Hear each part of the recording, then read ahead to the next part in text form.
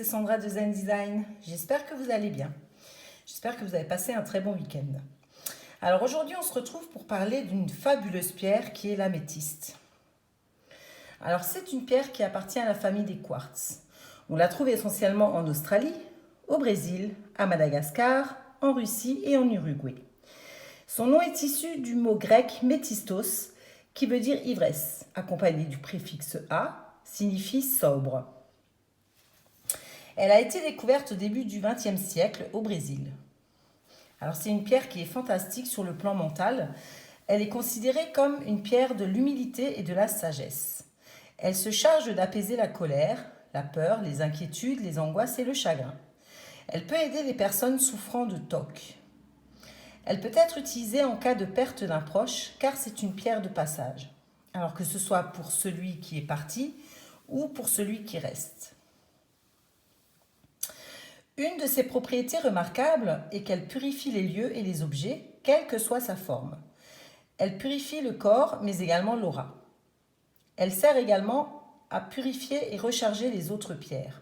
En effet, les géodes comme ceci, vous pouvez mettre vos bracelets, vos pierres dessus pour les recharger et les purifier. Porter sur soi en bracelet ou en collier procure le calme et la détente.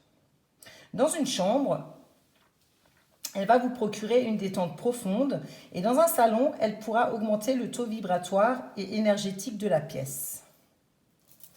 Alors c'est une pierre que vous pouvez trouver sous différentes formes, sous forme de pierre comme ceci à poser, donc pour la chambre à coucher ou pour le salon, sous forme de pierre roulée, comme ça, que vous pouvez mettre sous l'oreiller par exemple, parce qu'elle va vous aider à être calme avant de dormir.